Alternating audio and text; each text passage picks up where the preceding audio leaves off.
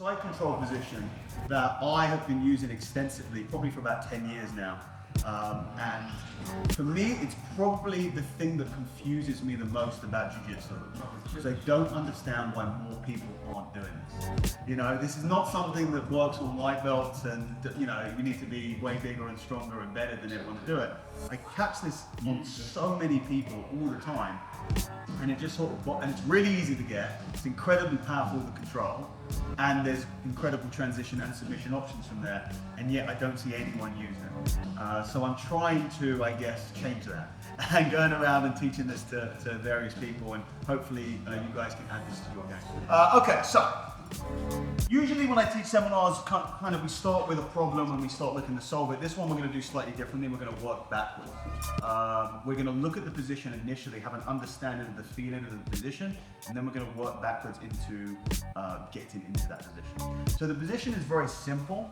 It is an arm across body side control. Now generally when the arm is across the body, the position that most people are used to taking is a head and arm position, something like this. That's more for a submission. For us, we're going to be looking at a over the top of the arm position. This is the position, this is the Howdy position. You're probably wondering why is it called Howdy. I am not great with jiu-jitsu names, which is actually pretty bad because I commentate jiu-jitsu and MMA. I really need to get better at that. But I just called this very catchy name, arm across body side control. Okay? Just rolls right off the tongue. And then someone came in and they said, apparently in wrestling this is called Howdy, then apparently take that off the body. And so, if it isn't that, it's now officially called that because I've just been referring it to that for years. So this is the position that we're going to look to get to, okay? And I just want you to start off by getting into the position and having a feel with it. So what are we doing here? We're using the armpit and the torso to keep the arm not just across the body, but high, okay? So if the arm position is low here, the opponent's ability to pull this arm down is much, much easier.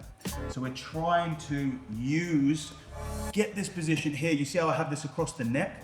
That's not necessarily because I want to submit them from here, although you can. It's more about keeping the arm high enough to the elbow can't slip down. So we keep the arm here. And if it was a little bit lower, for example, I'm going to use my torso and body to raise this arm. All we're going to do to begin with, we're just going to start super simple here. I just want you getting into this position. Once you're in this position, you can have a move and a play around, even without us taking much control. You can mess around with this and just see what you're instinctively doing. But obviously, as we go through, we're going to look at some more specific stuff on this. But get to this position here and have the person underneath sort of move around and have a feel and see how easily or difficultly they can escape from this position. And you'll realize, you'll go, yeah, this seems pretty good. And then we'll start working on some more details about controlling, and then we'll start looking at the setup. Make sense? So literally just bring the opponent's arm across the body. You're just gonna get your armpit behind the tricep here, and then take this crossface, and then you can hold here or you can connect the hands. You can do whatever feels natural for you. I'm not going to tell you that right now. And then you can have the person, try and wiggle around here, try and pull it on. It's pretty difficult to do. You can see for 100%. It's just too strong.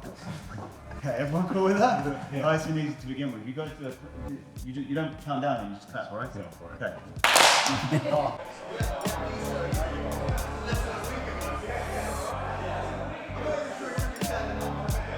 And that isn't necessarily just the way that we're going to be setting this up, but in almost every scenario where we're catching this, the person is going to be on their side, they're not going to be flat. So what we'll play with now a little bit, and we'll go a little bit live with this so you guys can have a little explore before I start sort of showing you how I would do this. I want you to get onto this 90-degree angle position here, with the arm across, with the arm underneath the armpit here, and then I want you to try and flatten the person out. Okay? And I want the person underneath to try and stay on their side. Or, if they can, get to their knees. That's the main thing that we're trying to do, is they turning into you from side control. It's not a novel thing, it's something that people do all the time to try and escape. So I want you to get to this position and just have a play around and see if you can get the person flat, and see if they can get to their knees or stop them from going. Okay? I'll put the time on for 1 minute, and then I'll tell you guys to switch over. So just one person on top. If you're able to get them flat and hold this position for a couple of seconds, restart from 90, and if the person's able to get fully to the knees, switch to something like a Like a tilted position, then restart again. Everyone cool? Let's go.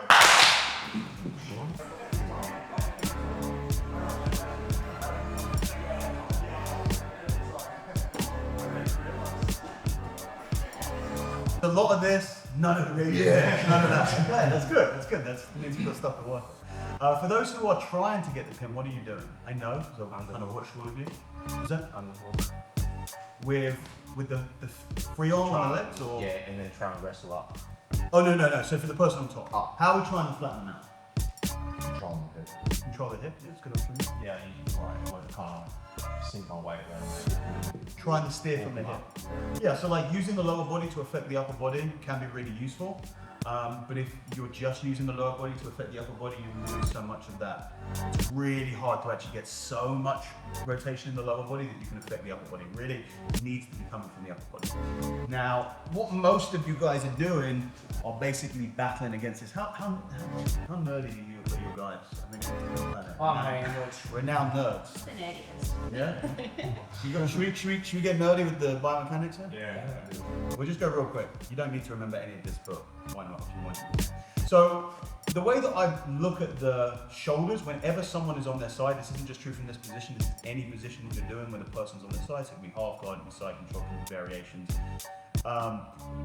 The mistake that so many people make is that they look at where the resistance is being expressed, which is on the top shoulder, and they'll fight directly against it. Okay, so you end up, if you start training to me, they'll end up doing something like this. You can see here, like, this is a real battle, this is very difficult. And the way that I view the shoulders is like the full body. So I have the legs of the shoulders and the upper body of the shoulders. The shoulders of the shoulders, okay? So if you imagine I was trying to push a wall down, okay? Where is the force? If you ask the wall, where? If I put my hands on the wall here and push, and you ask the wall what's pushing it, what's it going to say? Well, yes, because walls can't talk, but imagine the walls could talk. What's it going to say? It's going to say that hands are pushing it. Where's the force actually coming from? Coming from the legs.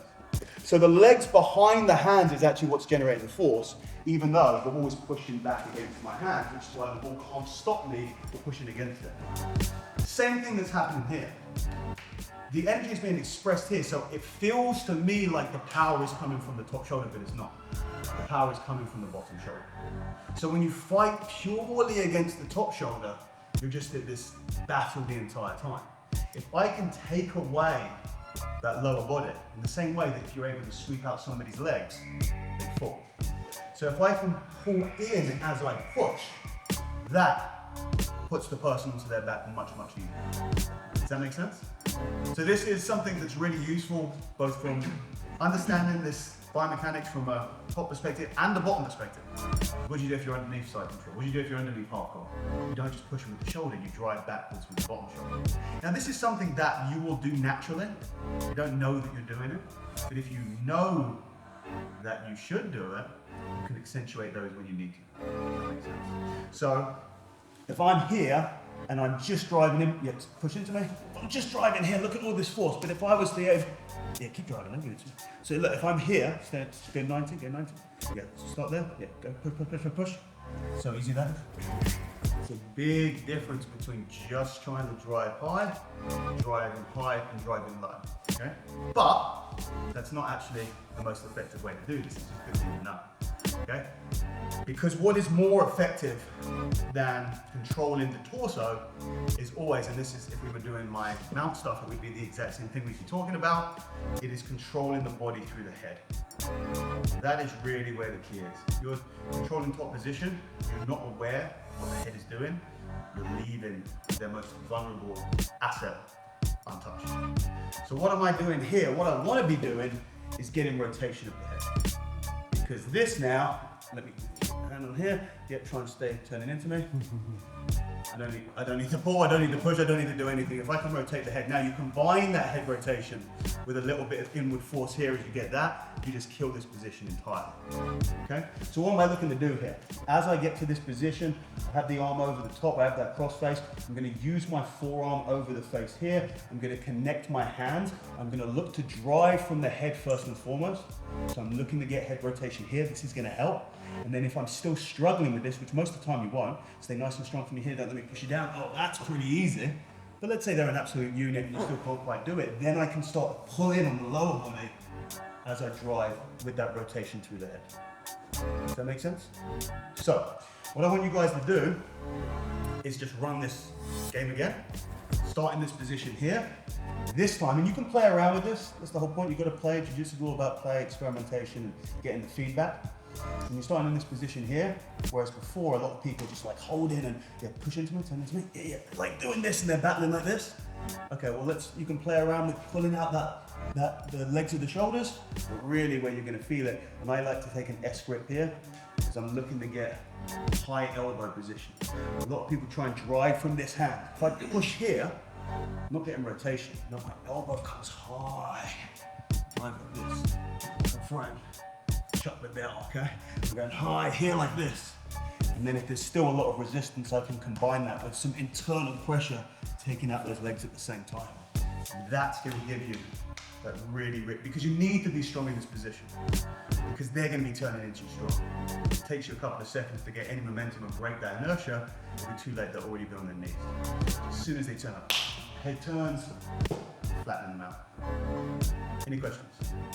Let's get back into our partner, same thing again, 1 minute, starting with that 90-degree angle here with your cross face, and let's try and get them flat again. Let's go. Very cool.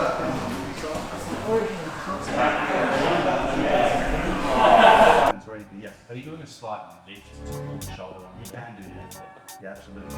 Yeah, like you look, so for me, I'm very objective based. I'm looking to do something. And any way that I can do that is the correct way. No such thing as a right or wrong way of the outcome is what you want. There may be a less efficient way, but ultimately, it's the beauty of jiu-jitsu is it's so binary. It either works or it doesn't work. Just because something doesn't work doesn't mean it won't work. If something did work doesn't mean it will work. But in that moment, it either works or it doesn't. So, what would you recommend for managing the bottom? We'll talk about that. Okay. Yeah, don't worry about it. And obviously, because you're going to go, so I have to answer. Yeah, exactly, and that's sort of, we're going to ask that question, like why do I take the S grip? So what I'm focusing on here is I want the connection point. You want the hands connected. Do you need the hands connected? You don't need the hands connected to have a good, well, that's not true. I don't need the hands connected to each other, but in jiu-jitsu, this is called anchoring the limbs, okay? A floating limb, and that's hands and legs, or arms and legs. A floating limb, if it's not connected to anything, it's very weak. You're having to use all of the muscles, the arms, back, everything, just to stabilize that in space. As soon as I make connection to something, then it's anchored and it's much stronger, okay? Give me another example. From top position. If I'm knee shielded here and my foot is flopping around, this is weak, okay? But if I just touch it onto the other leg, this is much stronger. So you're always in jiu-jitsu, you're looking to make connection points with your end of lever, because that's going to give it strength and stability, okay? If I'm passing guard and I'm trying to frame on the inside of the leg, you just make back and that's one. If I'm doing this and my arm is here, it's all over the place. But if it's here, it's stronger. And you can find anything to connect those hands to. It doesn't have to be hands together. It can be the mat, something that's really underrated. It can be your opponent, it can be yourself, it can be different parts of your body. You look in the angle of the hands in some way. So in relation to your question, I'm looking to anchor the hands together, but this is a unique, not unique, but it's a different, the way that I look at the hands and arms is like a multi-tool. Okay? There's so many different grips that you can take for different tasks. So you've got the screwdriver, it's going to be different from the knife. You've got to know what your objective is. In this objective here, I'm looking for quite big movement. So I don't want a strong, stable position, which would be the most, if I just wanted to squeeze my opponent here, I'm going to be here like this. But then how much movement can I get in the elbow? Literally none. I'm holding myself in place. So in this scenario, I'm going, okay, what am I prioritizing? I want big movement of the elbow. Okay, big movement means I need maximum instability in the connection. I don't want so much instability that it's not connected, because then it's just not moving. But what I want is a nice, so this is your most unstable hand grip. Okay? And then as you get deeper in, it gets more stable, less movement. So that is a really over explanation of why I want the X grip there. Do you like to squeeze and cook them a bit and then go to that? Or? No, that's an excellent question. We are going to cook from this position probably more than you cook from any position in your life. Okay? That is what this position is for, but not when they're on their side. When they're on their side, the control of the position is in the balance. Okay? I want to cook him from a position. The whole point, like what is cooking? It's getting someone to a position where I'm able to hold them with much less energy than they are expended to exist there. That's what I want. You can only cook someone if it's hot where he is and not where you are. Otherwise, you're just cooking both of yourselves, right? And there's no point. Okay, you might as well just not do it. This is silly. We probably shouldn't do this anymore.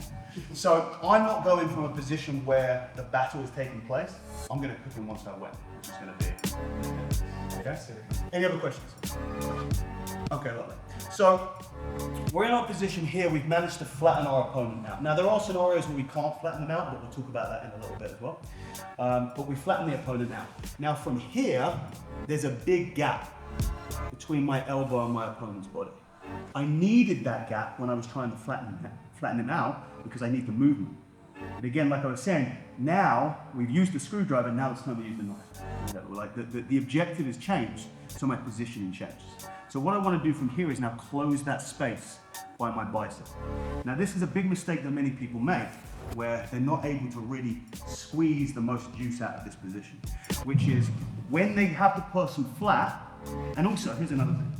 The battle here is not really taking them from 45 degrees to flat. That's easy. It's taking them from 90 degrees to 45 degrees. This is the battle.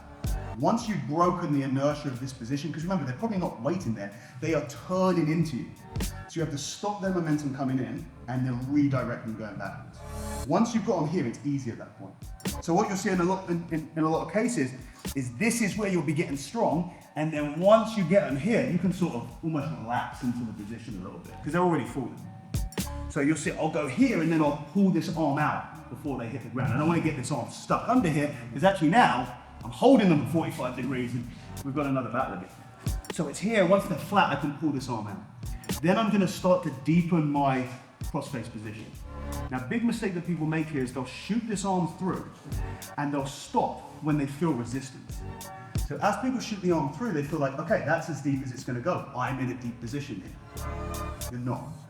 There's much more space that you can take up. So what I'm saying here, but you'll feel the difference. Oh, fuck me. It's bad. So what I'm saying, so basically, if I shoot the arm here, this is where I get resistance, and you'll feel, if I keep on trying to push in straight, I'm not going to get any more depth there. But if I lift the arm up and down and up and down and up, and can you feel the difference there? Yeah. You see how his head starts to turn the color of my rash guard?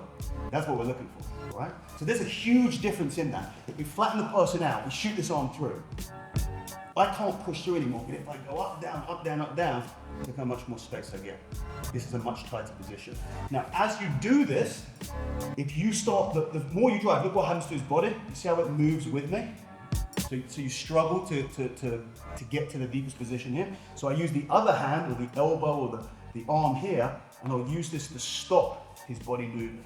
Okay? Look at this. Super, super tight in this position.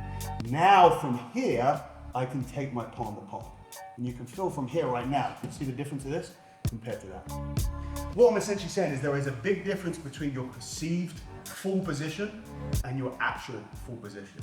And it's just this snaking, up, down, to find the space on the sides of the arm. Once you get to that position, your opponent's really in a lot, so I'll be here like this. You can even bring the hand onto the lap as you take this. I go palm to palm. At this point here, there's two things that your opponent's going to look to do. They have the near side arm that is still kind of available to do some sort of frame. We'll talk about that next. But the other thing they can do is they're going to try and get space by moving their hips away. So if you walk your hips away, this can really upset the position. what I do is I take my palm to palm here. I'm not just focusing on tightness on the upper body. I get some internal pressure with the elbow, and that just pulls into the rib towards my hips. Now he tries to move the hips away. It's not going. Okay? There's a tiny output of energy from me. You don't have to squeeze really hard, so a little bit of internal force with that elbow, suddenly he can't move his body at all. Once we take out that near side arm, which isn't necessary but optional, we can do it. We'll look at that next. Then you can go. That's where they're in. Okay, so let's have a play with. We're gonna get flat. Again, try not to drop their body onto your forearm. So we'll pull that out. Then from here, push through and sort of, oh yeah, this feels like where I would usually be connecting the hands or locking off or something. Up, down, look. How much more space there is. Now from here, if I do that, you feel how much different that feels? Big difference. Everyone cool? Let's have a play.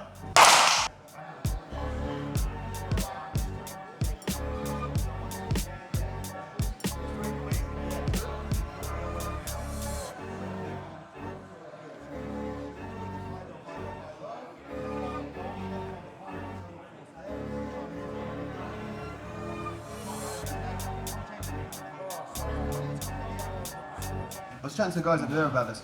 It's not only that you have an incredibly powerful controlling position, that one, immobilizes the opponent from almost all movement, and two, is really uncomfortable whilst doing it, which is significant. Because if they can't move, but they're quite comfortable, you know, it's like putting someone in a Scandinavian prison versus putting them in like a Thai prison, you know? These are two very different scenarios. One of the guys like, you know what, I can do another couple of years here, and the other one's like, just kill me now. That's important. And then really the most important thing here is that you're getting that incredible control and the discomfort for the opponent with almost no energy expenditure yourself. And the reason for that is because we're looking to use position for power, not energy output for power. Two very, very different things. When it comes to cooking your opponent, that is what you're looking for. Can I control them? Can I make it uncomfortable? And can I do it without exerting energy myself? And that is why this is my favorite control position in all of jiu-jitsu. You know, for me, this is my happy place. When someone says like, Dan, you know, go to your happy place, a lot of people, if they close their eyes and they imagine like a beach with a pina colada and, you know, sunset, I just imagine being in a dirty, sweaty gym with someone underneath this position. Any questions before we move on? Yes. When do you, like, is there a time when you want to be on your knees and you want to scroll your legs back and your knees like Really good question. We'll cover that a little bit more when we start talking about setting this up. But yeah, you can move between those, even between scarf hold positions and stuff like that. For now, we'll just look at one more thing, which is sort of a question that everyone has, because they can feel like, yeah, I can't do anything. I can't move this arm. I can't turn. I can't do anything with my lower body here, but I have one arm. It's kind of useless, and it's moving around, but it can do something. And then you're on top, you're like, okay, what do we do about this? So this near side arm, it doesn't matter that much, but if we can take control of it, if we can isolate that arm, then it's really game over. It's pretty much checkmate at that point, unless you lose something.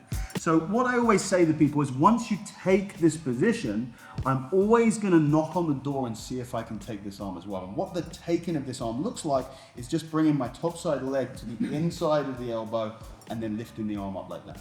If I can get that near side frame away from my hips, pretty much done. Like, what can they do at that point? If that arm isn't there, we're in this position, we're here, I can just wait here for as long as I want. And really what you're looking for from this is for the opponent to just stop fighting. And at some point they will do that. They'll realize that nothing that they do is gonna have any benefit, so they'll just stop. And they'll just wait for you to do something, and then you can just stroll on it.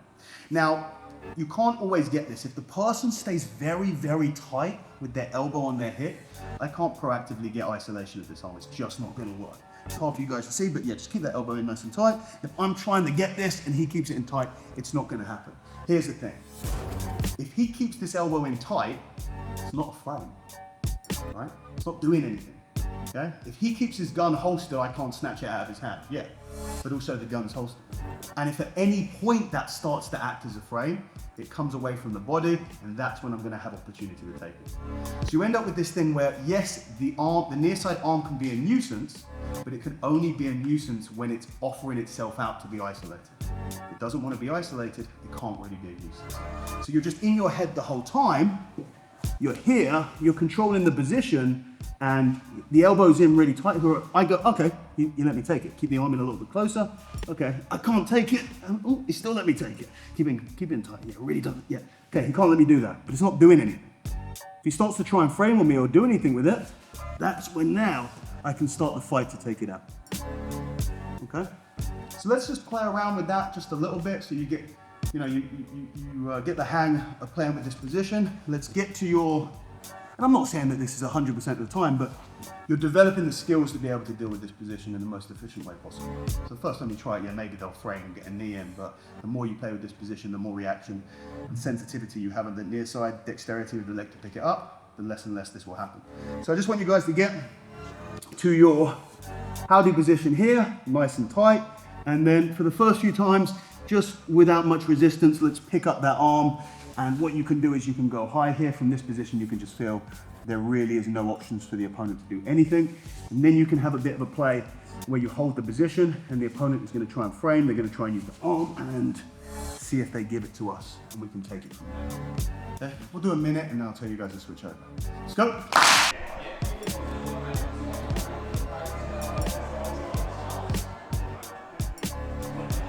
So late in the game that there's almost nothing that you can possibly do. You know, it's like a fully locked off rear naked choke, body triangle, hands like hidden behind the head. At that point, You're tapping. you're well, at the very Or you're least, giving up. yeah, exactly. You're just waiting for them to do something. That's not to say it's impossible. You get really slippery. Some people have very short arms and they can slip it past the body. There's always a way out.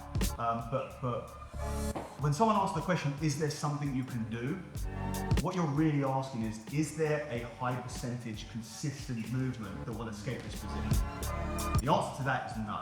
There's nothing I can show you from here that will do, if you do this, you will escape. It's just not gonna happen. You're just gonna have to find a way of, so, you know, the way that I look at jiu-jitsu, and this is true, basically any position, you go, okay, well, I know what the opponent's trying to, what the guy on top's trying to do. Can I find a way of creating space in this position where they're trying to stop me from creating space? Can I do this movement where they're stopping me from trying to do this movement? That's how you escape. It's like you find a way. But in terms of this is the move, from there it's too late. Any other questions? Okay, let's have a look now. Let's go into setups, then we'll look at transitions, and then we'll look at submissions, depending on how much time we have. So, setups. The beauty of this position, because you're looking at this now, if you haven't done this before, you're going to go, this position's awesome, but how do I get here? It must be pretty hard to get. That is where I really start to get a little bit mind blown by why people don't use this position more. It is so easy to get into this position if you know what you're looking for. All you are looking for is for an arm to come across the body or close to across the body where you can move it the rest of the way. That's all you need, right? So, I'll give you some examples. We might be passing guard, I'm knee through here, the opponent is trying to block. If I can use the hand, the body, whatever, if this arm comes across the body here and I slide my body behind it, they are not reacting to that movement, okay? They're quite happy for me to slide past with this arm here. What are they gonna do? They go, this is great. I've got all the space and momentum to turn onto my side. As he starts to turn into you, you cross face and you flatten them out. And that, I guess, is kind of the reason why it's so easy to catch this, is because the threat is not there until you do the thing. And most people don't do the thing. So if there's no feeling of threat, there's no reaction. If there's no reaction, then we can just hit this flattening out very easily. So you can do it from guard passes. You can do it even, from knee on belly, same thing. Look, okay, we come here. Oh. we're into position.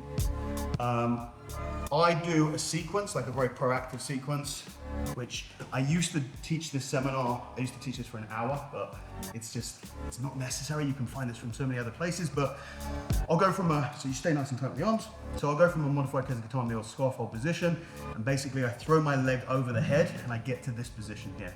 And the reaction that I'm looking for is for my opponent to try and push the leg off, which is the natural reaction. As they push the leg off, you see how the elbow comes towards center line, and I'm just primed and ready for that to happen as you get the push, and I just pick up the head like this. And it looks it looks like something out of like a traditional martial arts version of jiu-jitsu, you know, something out of a Kido class, but goddamn, it really works. But that's sort of that's like a whole system, kind of, but it's not something I want you to focus too much on.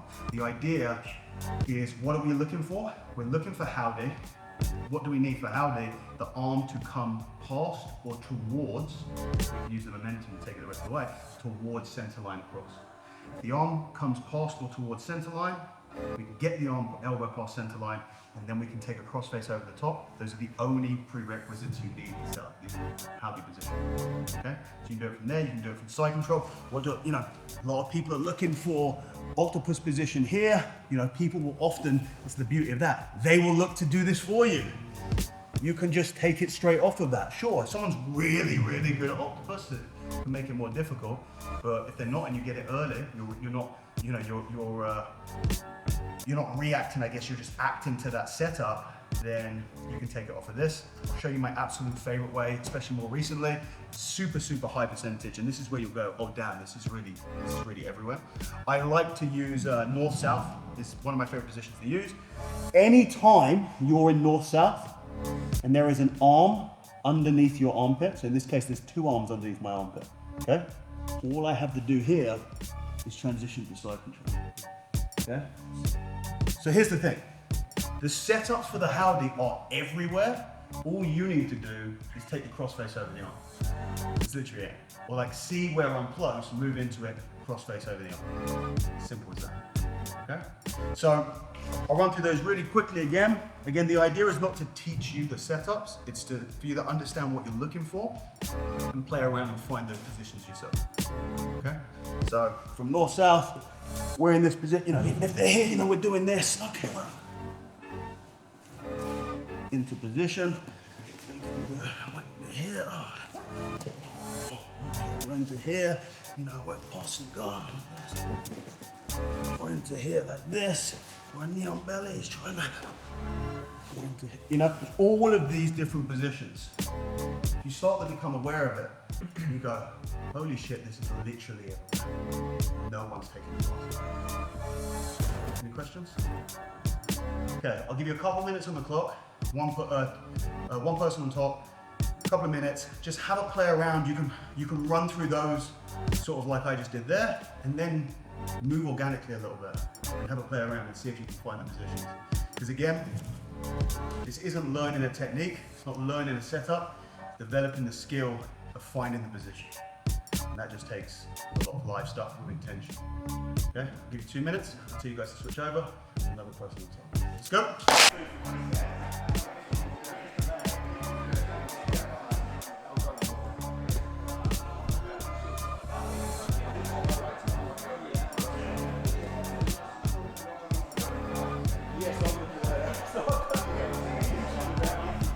And look, this is not to say you're going to roll later today and you're going to catch the howdy with ease. That's it. The chaos of grappling becomes a much more difficult thing. But I'm also not saying that you won't. You know, I've told this to people and they've gone back to their gym a week later and you're like, okay, I'm tapping people with this like left, right, and center. It's just knowing what you look for. I'll give you a few more tips on the setups here. I always am dubious about showing any of the modified scarf stuff because we're doing pretty, you guys are picking us up really well, we're doing pretty good for time, so I can probably go into a little more detail. The way in which you're moving your arm to torso is going to be really important. So what you don't want to be doing when you end up, because basically I'm just looking to get his armpit underneath, his tricep underneath my armpit. If his tricep goes underneath my armpit, then I can take this position.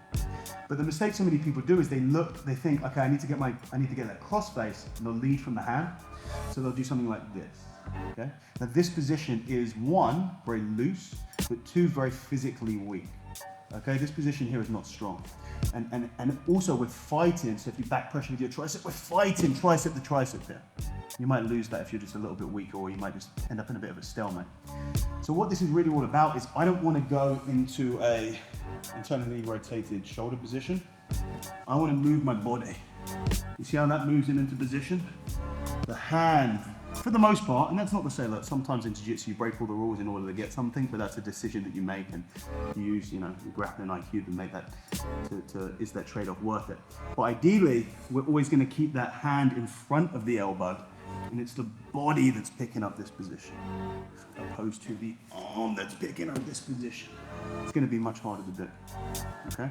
So, for example, when I do my north-south, switch from here, and I move around like this, I don't do this. I do this. And that brings it to where I want it to go. The modified Kesgatami stuff is, I'm in position here, he's defending. So this is basically what I do. If you watch my match at EBI, I use this extensively to submit. But basically, a lot of the time in no gi, people will cover up from underneath side control, and they'll just go into sort of a defensive mode off of their back. And it can be really hard to break down the position. If you have the gi on, disgusting, I know. I'm with you guys on that one. But if you have the gi, you can at least use the gi to open up and force reactions. In no gi, it can be really difficult. So from this position here, by moving from a standard side control, which is sort of half transition based, half submission based, and not great at either of them, into a modified Kesgatami or scarf hold, which is very submission orientated, opening up both legs now and facing the upper body for attacks. Now from here I can start attacking a lot more. Now the easy attack from side control is your Americana stuff. So from here I can attack Americana. So what they're going to do, they're going to defend that arm, they're going to have that arm underneath, and the near side arm is going to be defending. Just stay nice and tight here. Yeah, you're defending this arm. Now you can attack the near side arm. The best way to open up the far side arm is to attack the near side arm. The problem here is even if I get this arm away from the body, my fulcrum for the arm bar is so low, there's no finish here. Okay? So what happens is I throw the leg over the head. Now, bear in mind that if you do it right, the leg over the head is usually enough for a reaction every single time. Sometimes people are just like, well, that's annoying, and I can get rid of it really easily, so they will get rid of it. Gives us what we want. And again, look, when I do this and he goes to push, look how I drop my body in, okay? I don't do this with the arm. Pick this up here, okay? So a lot of the time they'll do that. If they know a little bit better, maybe they won't react to that. So I make this less comfortable. A few little tips on this. I probably shouldn't be going into this much detail on this position because in the grand scheme of things, this is very unimportant. Okay? When you're talking about the Howdy position, this is just one minute way of setting it up. But if you guys are confident that you can watch this and remember everything else, yeah, you guys are confident? So a lot of people will naturally, when they go, don't move yet, a lot of people naturally, they'll bring their Achilles to the neck, because that's where it will naturally stop. So what I want you to do is when I say, I'm just going to stop your head here, bring your ear to your shoulder like that. Yeah, three chiropractors. I'm going to pull backwards into the neck. Yeah, do that movement now. So you get to turn that, and my hamstrings are far in there and I can't get any pressure on the neck. So I go higher. Look at the head. It's a really good piece of advice for jiu-jitsu. The head is a limb. Okay? Not be fooled into thinking that it's not. Treat the head like a limb. When I say that, what do I mean? Well, one, I can use the head to grab stuff, to base, to do things. It's not a particularly useful limb, but it's a limb. But also, from an attacking perspective, what do we know about limbs? The further you attack away from the insertion point to the body, the weaker it is. Same as the head. Okay? So when I bring my Achilles onto the neck, the base of the neck here, and I try to pull back and he fights against me, I can't win that. And if I bring it to the ear, fight against me, I can do that easily. So I'll pull, and of course if I go higher up the head, it'll be even stronger, but it will slip on. So the ear is a really good position that I can pull back, I base, anchor in the leg, and then I drive my hips in. Now that's super uncomfortable. If you just place the leg over here and don't do anything, someone underneath might go, oh, okay, well, it's not the end of the world. But if I do this and I start to do that, they really want to start to push it. Let's say they still don't push it. What happens now is that the fulcrum is higher and I can start to put a real threat on the near side arm. So what happens if you don't get that, they go back to defend it this way. Now I can threaten the Americano. So they go back to defend this way. And what you end up doing by having that leg over the head is you're able to put them in a cycle of submissions, attacking near side, far side continuously. And they go, why is he able to do this? It's the leg over the head. And then that will give them another reason to push it off. So you're just looking for and of course, if they don't defend it properly, you can submit them mainly with the Americano, which is what I call an EBR. But you're looking for the push the head off, and then you're moving your whole body in. I'll show you one more thing that people do very often. This is when you start trying to implement this in sparring. I mean, do bear in mind, does anyone here not train at this gym? Okay, so you guys have, like, you're going to be in the best position because you'll go back to your home gym. They won't know what the fuck's going on. Okay, which, like, they're just going to be confused. Yeah. Everyone else, you try and do this, everyone's going to know what's happening. Okay, if anyone's not here, that's the guys are going to have a really bad time. But if you know what's happening, you're going to be looking out for this more. If they don't know what's happening, they will fall just straight into the trap every single time. So it's a really big difference. But you give it a couple of months and a few people forget and then you start catching it. One of the main things that you'll come across after you get this for a little while is as you go the cross face here, because remember, I need the head. Okay? It is, what is the two things that I need for Howdy? Arm across body under armpit and cross face. So you can see how easy it is to get the arm across body under armpit.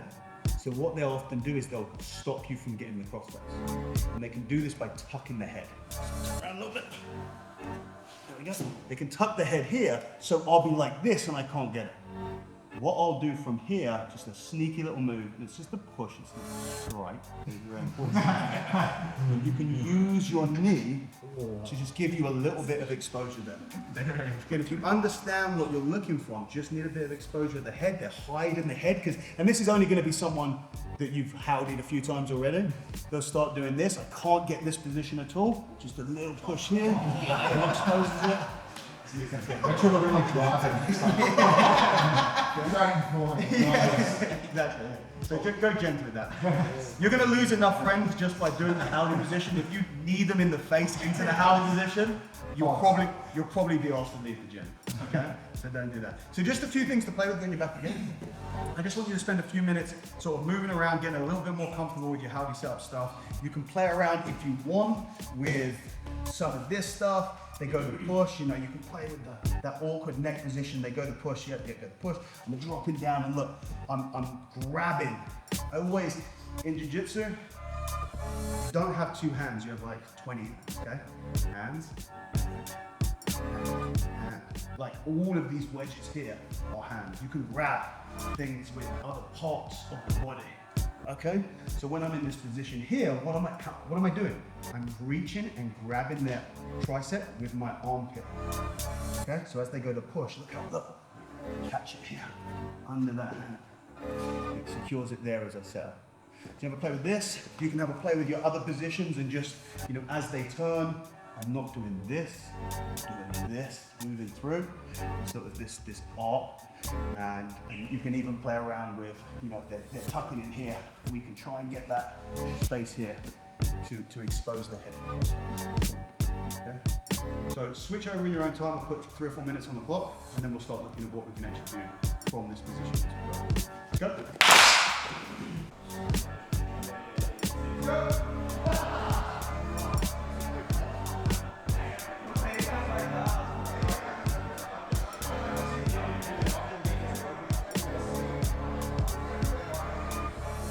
Any questions on this guy? Yes. Is there a time when you want to push behind the elbow to get it and a time when you want to pull the wrist to get it, or is it much? Yeah, literally. Yeah. Don't get too specific with it. There'll be scenarios where you will go to pull the wrist and it won't work, and you switch to your tricep and it will work, and it won't work, and then you step over the head and then push. It's just about anything that you can do. That's one of those things. If you get bogged down in a specific, then what happens is if you're rigid in your setup, setup that you're rigid in doesn't work, you abandon the goal. But if the goal is to focus, and you go, I don't care how I get there, I'm going to try and do novel things, problem solve, this works for me, or but it didn't work this time, I'm going to try something else. You can keep on attempting the thing and make it work in the end. Yeah, so you're totally free. I can't tell you that. Nobody could possibly tell you that. They might say, okay, well, if they're in this position, it would be better to do this, and if they're in this position, I go, who gives a shit? Just do it and work it out for yourself, right? Any other questions? Everyone cool? Lovely. So let's look at what we can do from here. Let's start with, so coming a little bit closer, guys, squeezing around here. So the first thing I'll show you is just a quick submission from here. This is something that this is going to sound kind of ridiculous when I say it, but I swear to God this is true. For many years, I would not submit from this position because it was too easy, which sounds ridiculous, but I was like, it's just not fun because I get to position so much, and if I just submit straight away, I don't get to play around with the position at all. Then I got a little bit older, a little bit more lazy. Now I submit from this position. Fair amount, okay? Not all the time, but a good amount. Give me another 5 or 10 years, I'll probably never ever do any other stuff. I'll just submit initially from here. So the submission from this position is very easy. What did you call it? Fat man choke. Fat man choke. Yeah, I like that. No, I won't take it personally. So I get to a position here. If you're really, really tight with this, you can just lock off and squeeze. Okay? It is, and when I say it's just so easy that it's actually not fun. You know, like when you play a video game and it's kind of difficult, and then you, I don't know, use a cheat code or you complete the entire thing and you're like level 100 and everything. It's actually just not fun anymore because you're killing like the bosses with a single wave of your magic stick or whatever. That's kind of like that. It becomes so easy that actually it takes the fun out of it. But if you want to get the submission's there, you know? We get tight into the position, you shoot through, looking to grab not on the bicep, but looking, again, I use my, we go to our various hands, my sort of forearm bicep hand is grabbing onto the wrist there. That's how I'm viewing this, more than my hand is grabbing onto the bicep or tricep. So I'm going here like this, and then you can just put a squeeze on. The bigger the person is, the easier this will. There's a sort of perfect sweet spot for submitting from this position. Someone's very small, harder. Someone's very big, it's harder. Okay? If they're in a perfect middle ground, it can be easier to do. But of course, that is helped. Same with the triangle. If you're able to find space in a choke, that space does two things. The person who is smaller, and therefore there's more space around to breathe, it makes it better to submit. And the person who's bigger, where there's not enough space to get to the position, makes it easier to get there. Does that make sense? I'll give you another example. We go triangle. So I teach so let me put some, you can see my neck. I'll show you a little detail on the triangle that was a bit of a game changer for me. So many, you know, this is the standard triangle position. The problem with the triangle here is, this is, even with the arm across here, if I try and squeeze from here, I can squeeze like a motherfucker and I'm not going to tackle. I've got to do angle cuts and head pulls and all of that stuff. What I started doing a few years back is going, instead of trying to submit by driving the shoulder into the neck, I'm just going to try and get much tighter in here. Okay, so what I start doing is I start taking a bite of the opponent's neck with the far side there. Nobody really does this. So look, I do this. So I take up that space. But look, when I get into this position here, you see the difference? Now I have sort of short but skinny enough legs that I can get into the triangle quite easy. But what this does, okay, I'll give you an example. Smaller. The normal triangle here is, if I look off a normal triangle, there is so much fucking space everywhere. I bring the arm across and there's still, you know, well, I mean, here's the thing. If I bring the arm across, there's actually even more space because I'm making the person smaller. So when I get in tighter here, I take up that space. Okay? So if someone's too small, it makes it tight. If I get someone, okay, where's that? I'm not sure, but we'll give it a go.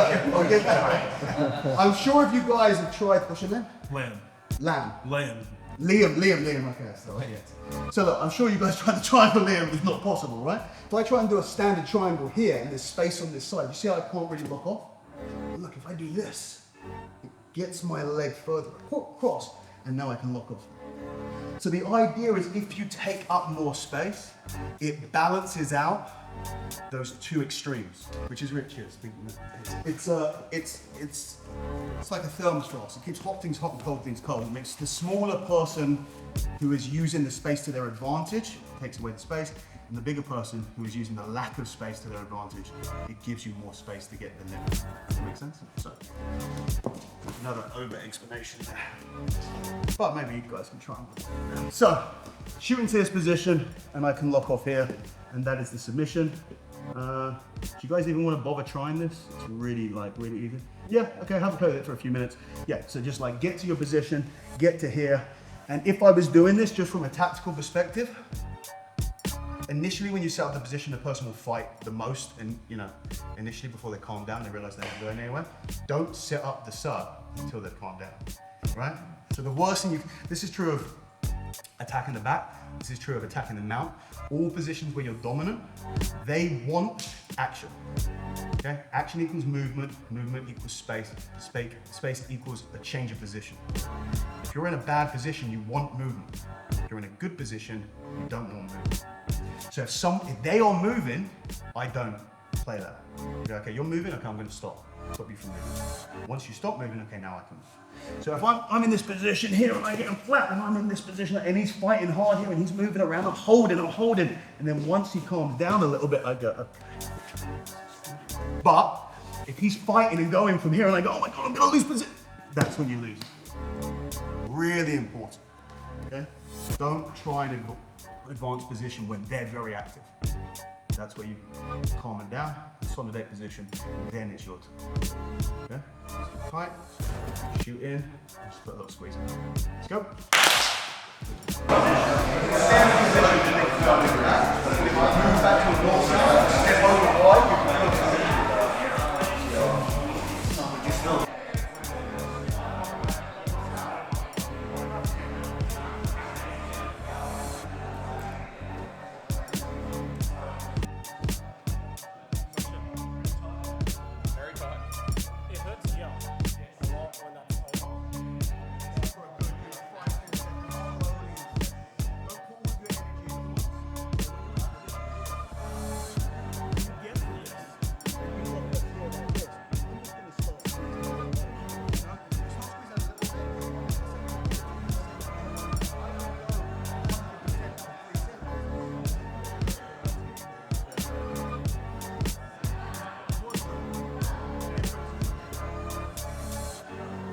The strongest pinning position in jiu-jitsu. I genuinely believe that. For me, guaranteed. I'm sure there's other people who are really good in other positions, but I believe that this is the strongest pinning position.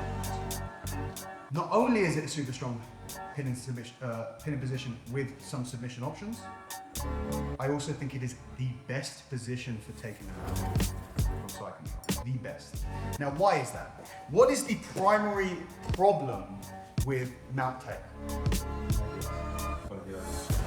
Trying to get over the legs. Why? What do the legs do? They catch you and they chuck you into a quarter guard position, 3/4 mount, horrible position, and now you're actually. Yeah, for me, my main philosophy on top control positions, that's side, knee on belly, north, south, mount.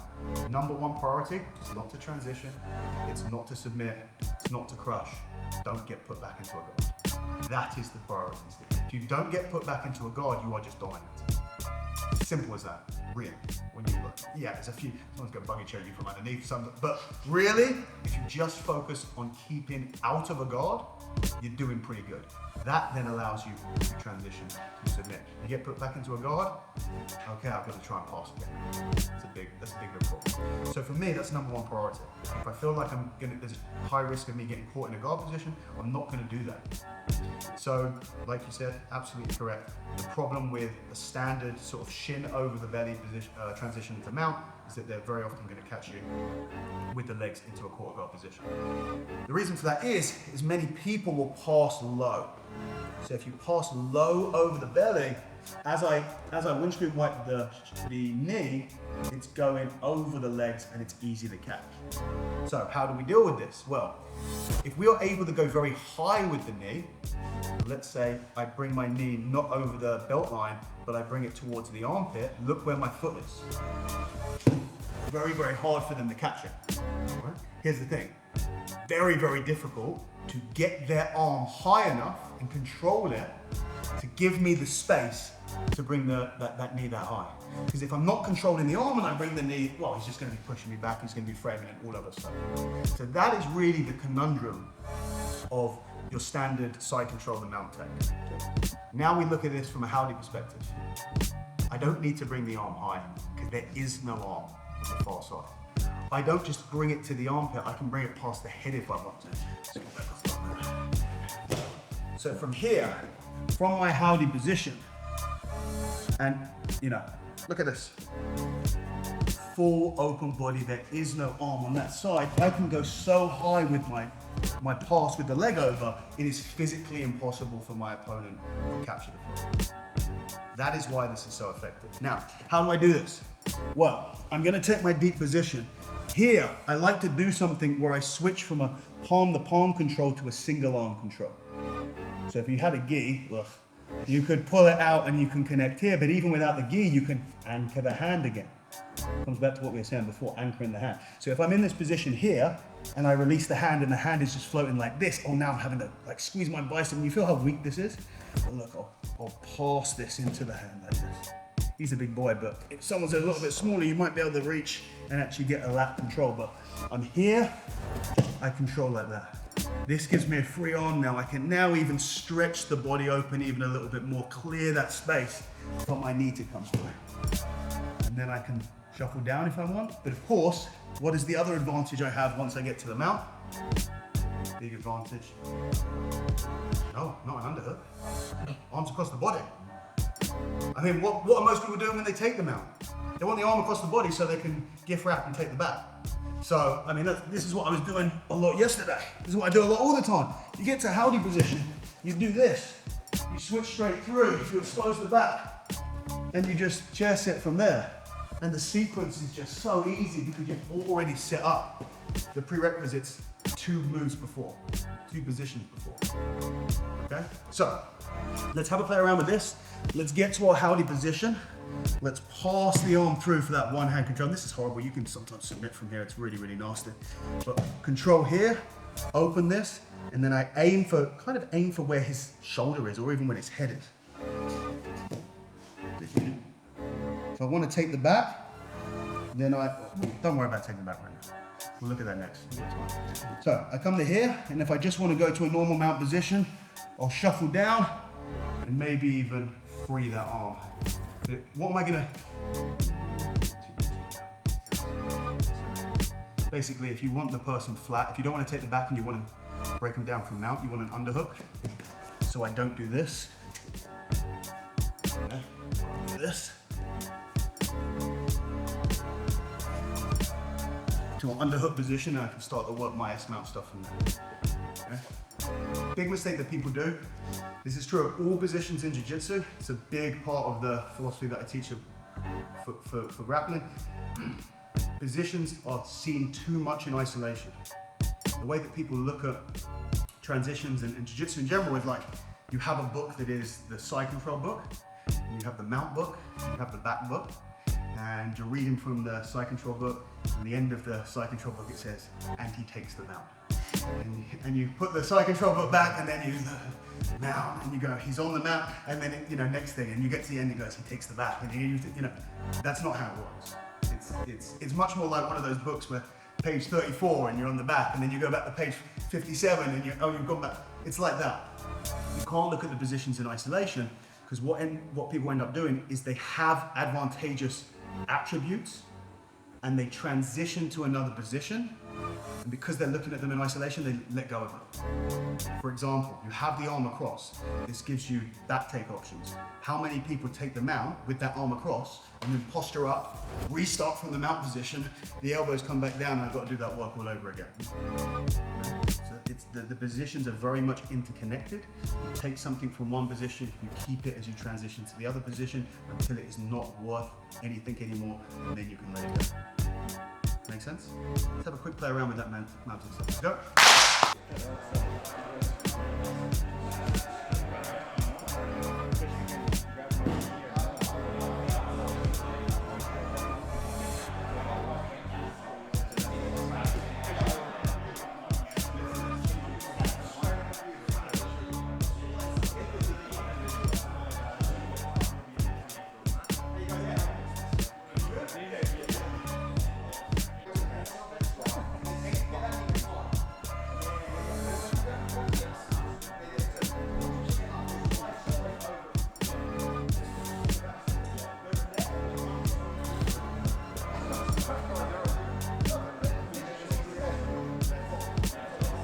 Surprisingly, there's going to be a better option for taking them out. But the fact that the arm is, there's no arm on the far side, so we can bring that knee so high, we can stay away from the legs.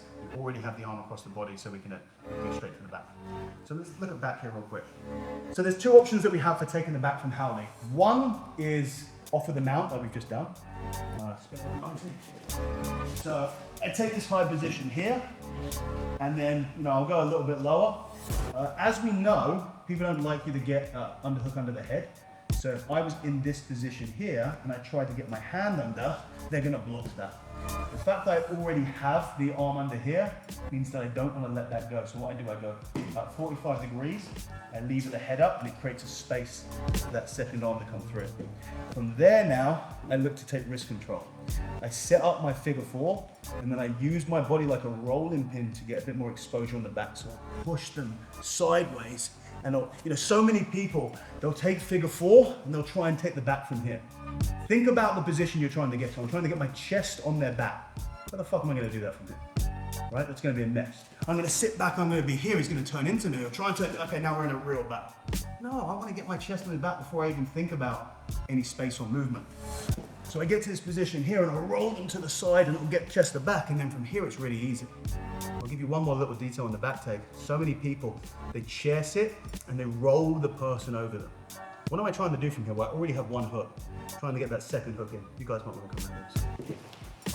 I'm trying to get the second hook in. What people do from here is they'll pull the person backwards over their leg. Okay, now their body weight's over my right leg. Can't move my right leg, can't move my right leg. Now I can move my right leg, look at the angle. Okay, it's hard.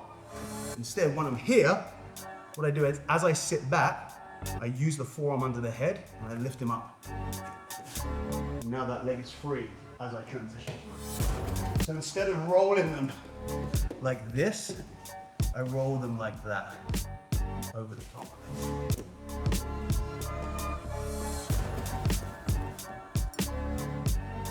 Okay?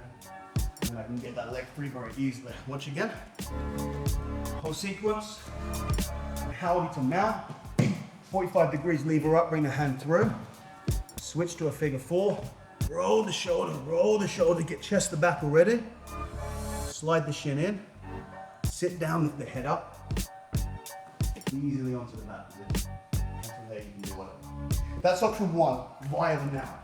Everyone knows that. They are actually giving you access to that back position. So that's how I'm trying to set up the howdy. It's one of two scenarios. One, I'm very early in this setup and I haven't flattened them out yet. Or two, I've flattened them out and then I've allowed them to come back up. Generally, if I flatten them out, I'm not going to give them this opportunity. That's up to you. But let's say I'm sideways here like this. Well, they're just super strong. And I'm fighting this and I just can't do it. What I can do from here is I can switch to a neck control. I base with the hand. Look, yeah, close to it. They're turning into me. Keep turning into me, keep turning into me, keep turning into me, keep turning. See what happens if they keep turning in? I get chest to back. But when I'm here, like this, they're turning in.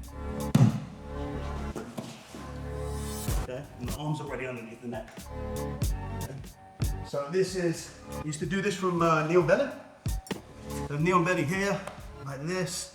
If I can get that cross-face position, you can come here. But from the howdy position, it's just way tighter. Here like this. I'm trying to control this. It's not working, it's turning through. It's complete back exposure. And the arm's already around the neck. So two really good, because again, what does the arm across the body do? opens up opportunity. You know, the reason why I can't take someone's back at any point in jiu-jitsu is because that arm is going to block me from doing it. As soon as the arm comes across the body, you take away that defense. You know, if I'm in butterfly guard and this arm comes across the body, you can start to explode the back. So when you realize the healthy position is just the control position with the arm across the body, you go, okay, well, if I don't want to keep them flat, back to mat, I can get chest to back and the back take there. Okay, two options.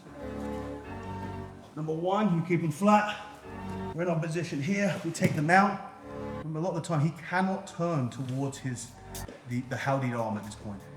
If he wants to move at this point because he doesn't want to be in mount, he has to turn away. If he turns away, then you just make it even easier. They don't turn, then I leave her up, shoot through, figure four, roll chest to chest, sit backwards, all the way to the other side. My back is that position. And if I want to do it as they turn, it's too strong for me to flatten them out. Here, I'm doing this, it's not working. Just sit through, face with the hand. You're on the back and under the neck. Really easy. Any questions? So we're playing, let's go.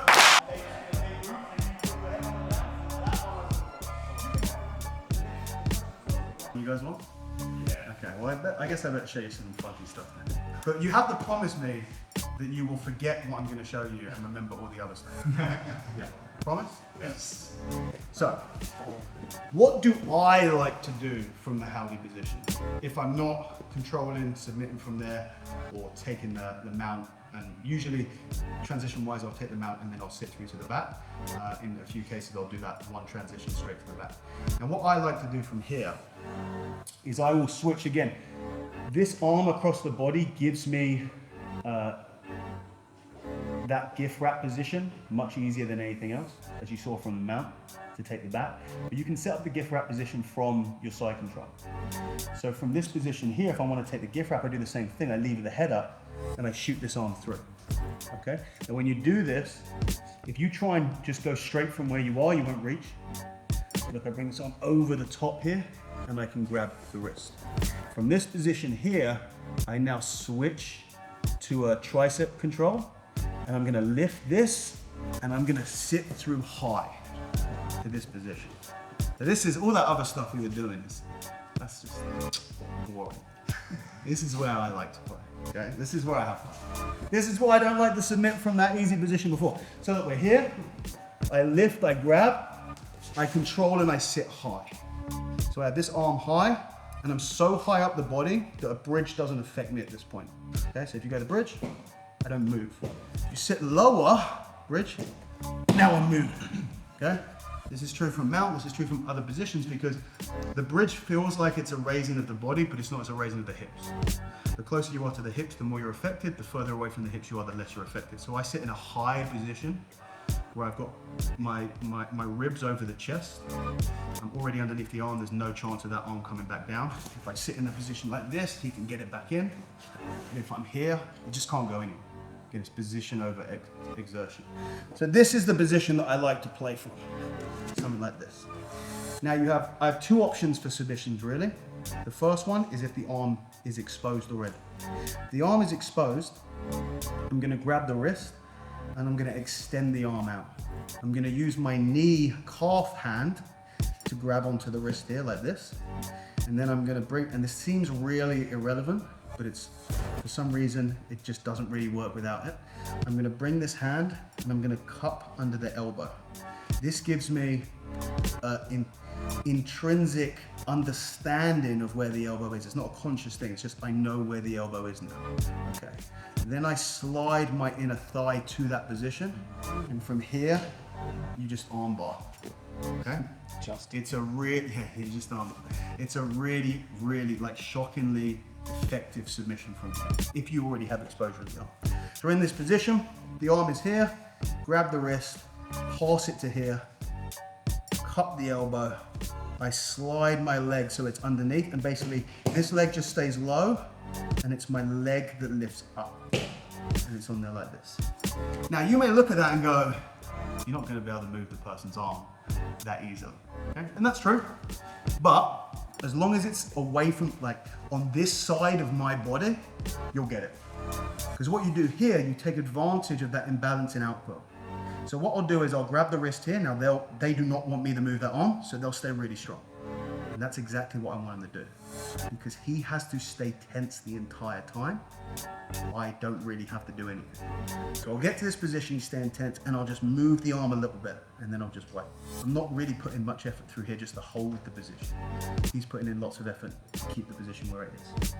I'll wait a few seconds, move it again a little bit. Wait a few seconds, I'll move it again a little bit. And actually, he's getting weaker and weaker for every second that he holds there. By the time we're past 90 degrees in the arm, he's actually biomechanically really weak, and I can step over there very easily. It's one of those scenarios where I don't want him not to fight back. The more he fights back, the stronger my position becomes. Okay? And this is true of the Howley position. This is true of this is true of a lot of the things that I do in jiu-jitsu. That's what I look to do. It's anti-fragility. Okay? Anti-fragile. When people hear the word anti-fragile, what they think that is anti-fragile is the opposite of like fragile. So you're fragile is something is easy to break. Anti-fragile is something that's not easy to break. That's not what it is. Anti-fragile is when you try to break something, it becomes stronger. Okay? It's like a bridge, you know, mechanics of the bridge. The more you push down on it, the arch, the stronger it becomes. Or, you know, weight training is anti-fragile. The more stress you put into it, the stronger it becomes. My positions, I don't want my position to just be strong. I want it to get stronger the more it's stressed.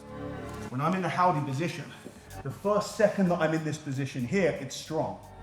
If he now fights me super hard for 10 seconds, what happens after it? It's stronger. Because he is more tired compared to how he was before. Our relative energy and our relative strength has now changed. Same with this. When I'm in this position here, and I'm here, you know, he starts strong, and then I do this, and I wait. I'm not rushing. Again, the longer we spend doing this, the weaker he becomes. The only enemy you have at this point is the time. And I go a little bit more. He's already tired. You can feel that, right? Like the bicep is already fatigued. So then from here, it becomes really easy. Okay? And that's how you can, like, it doesn't work all the time, but you'd be surprised. You can take out guys who are much bigger, much stronger if you use this idea.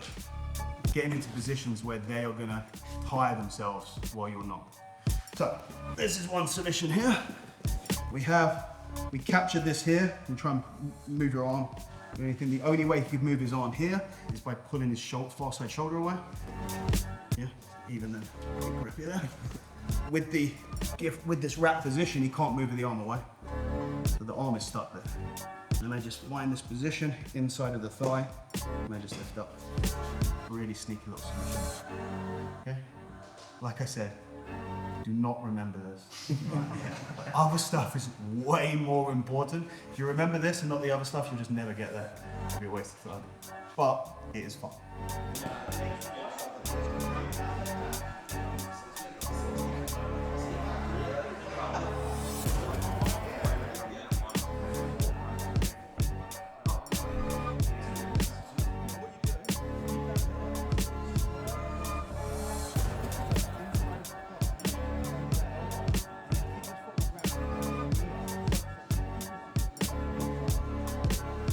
But if this position is tight or you can't get exposure of the arm, what I'll look to do from here is I'll release that gift wrap control.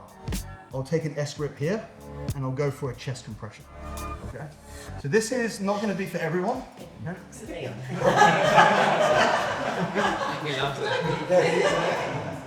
That's a layer move for sure. So this is all about positioning. So what I want to do is I want to get my ribs and I want to get it over the highest part of the chest. If you go too high, there's nothing, you know, you drop into too low a position. If you go too low, the abs are protecting.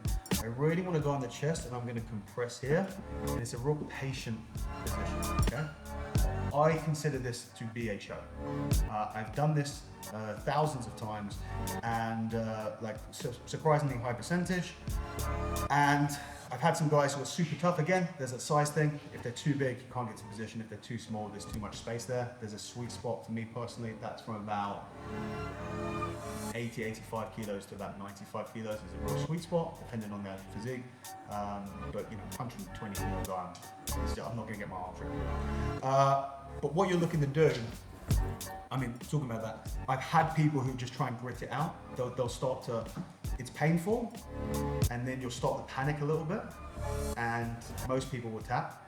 I've had people who haven't tapped, and I've held it for maybe 30 seconds or so, and they've tapped and like, yeah, I was going out. So like you will, basically what you're going to do is you're going to take away, it's kind of like a constrictor snake would do. You're just stopping them from being able to, they can't take any air in, and they'll become hypoxic and they'll start to pass out from lack of oxygen. It's kind of cool. So anyway, we're in this position. I'm going to take an S grip here. I find the chest with my ribs, then I go wide with the legs. I bring my weight onto the chest here.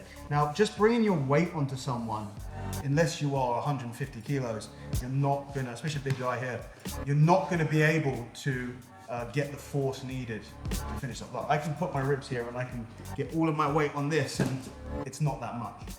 I need to generate more downward force than just my body weight. So I'm going to do that by winding into position.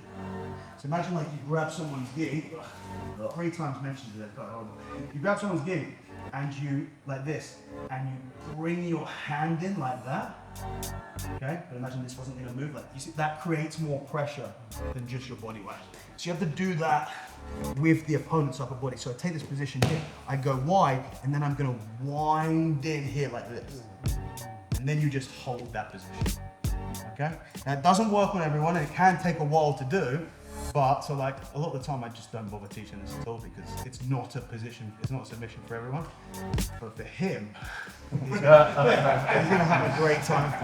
So you take this position here, you go nice and wide, and then wind into this position, and then you just hold this. You can get the tap.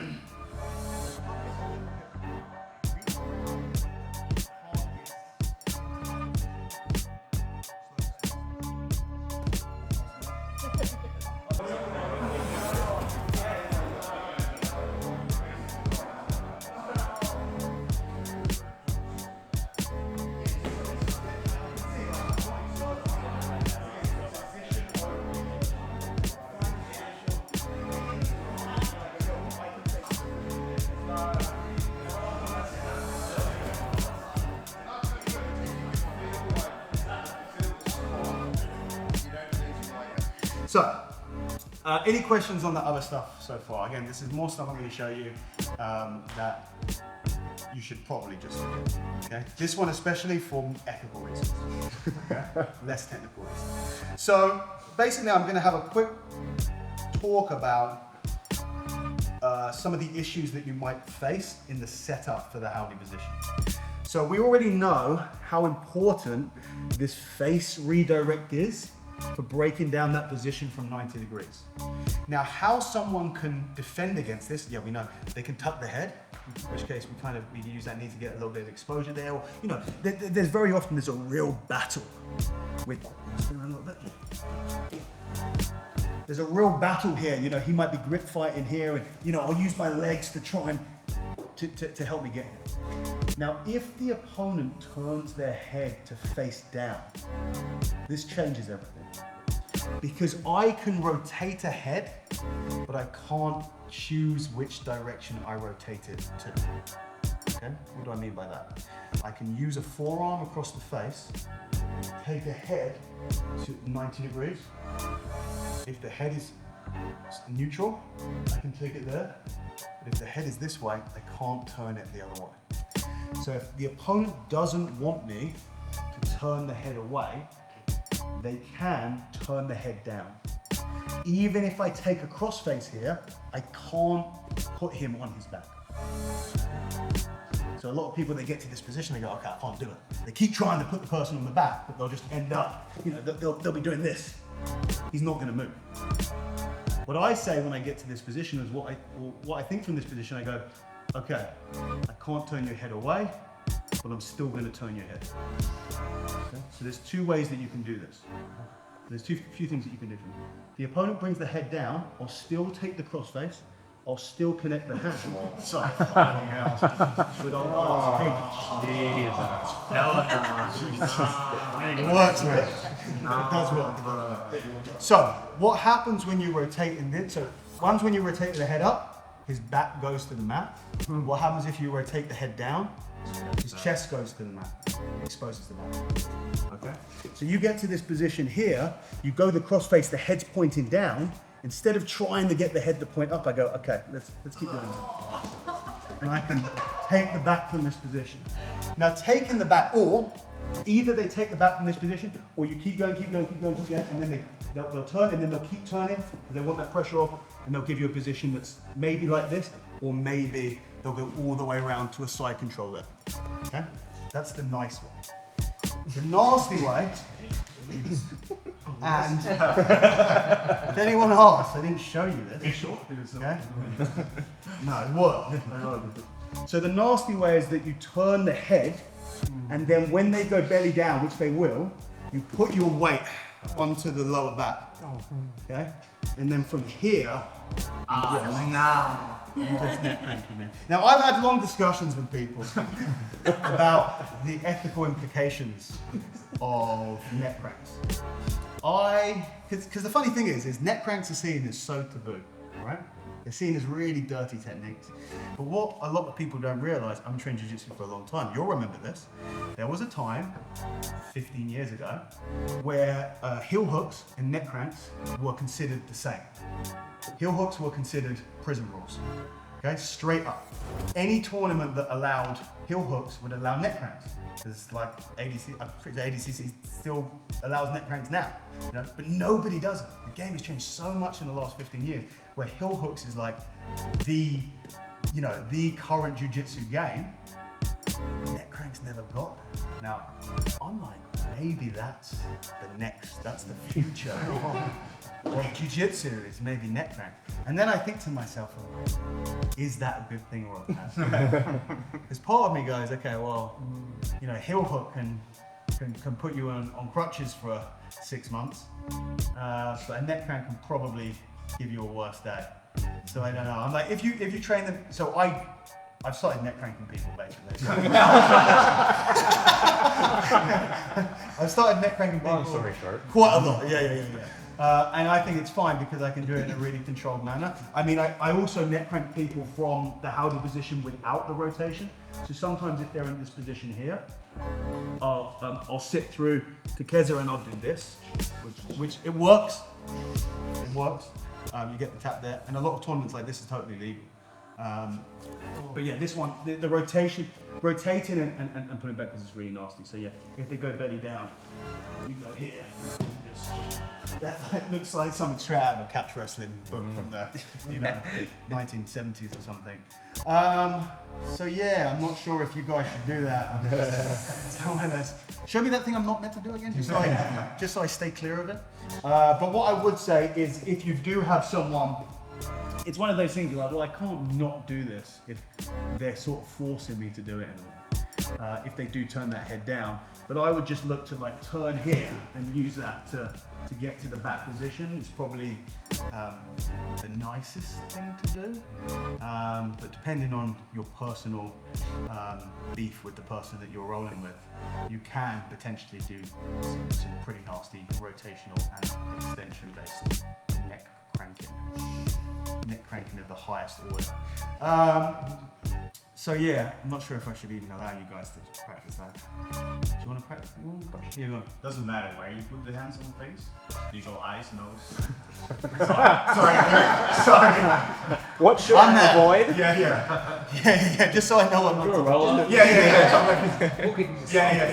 Yeah, I always look to go middle of the face. Okay. Because what you don't want, it's an interesting one, because a lot of people, they'll think, with crossface stuff, the big mistake that so many people make is they'll naturally, if a neck is exposed, they'll go under a neck.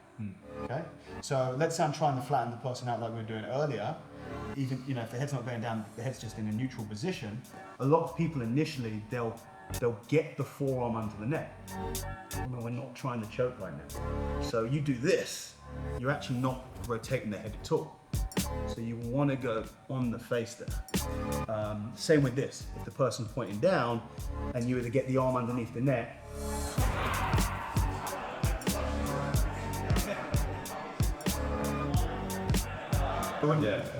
we're really good friends, or you really upset me. How many friends have you lost doing that? Yeah, it's like all those, when you're buddies with someone, it's like, being calling some people horrible names. You don't do it to someone you actually dislike, because it's just rude. But best mates, you're like, say the most heinous shit that you can think of. Do the most heinous jiu-jitsu that you can think of. Okay, guys, so the first half of that seminar was really useful. The second half, That's going to be electric. not so sure. But that's pretty much my entire the Howdy game or system or that I play. Main things here: understanding the Howdy position, which you guys have picked up really well. You've got the position down. It's all about, as a position itself, you've got the arm across, the cross face, getting them flat, getting tight in this position, and just being in a really strong position to just cook your opponent. Take your time. If they're really struggling, they're trying to escape, you just let them do that, let them wear themselves out. And then from that position, we have our options to the safest thing to do from there would be to throw the choke on, to take the mount, to take the back. You can play around with some of the other funky stuff, which is switching to that gift wrap, sit into a modified scarf, and either exposing the arm or potentially chest compressing. The arm exposure is probably more versatile for the more number of people. The chest compression, there are a lot of people I know who just cannot do that. That's something that's not as accessible to everyone. You can give it a crack. Yeah, that's it really. Any questions on any of this stuff? Really, the main value is just how easy it is to find that Howdy position from so many different places, how powerful the control is, and just your transition options from there. Really, like very, very useful position. Any questions? Where does the name come from? It's apparently it's the hat off. No, I mean the raspberry. Oh, the raspberry. Oh, it's a different day, isn't it? It is a different day. I'm sure you have to answer it 90 times, but 90 times. How many different responses do you have? 7. Yeah. Luke's from Queensland, they can't count that high, mate.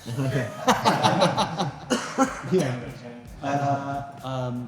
You'll have to ask me another time. Yeah, I'll keep it mysterious. It's not just because I like raspberries. Maybe. Am I cool? Yeah. Cool guys, thank you very much for having me. I really appreciate it. Thank you so much.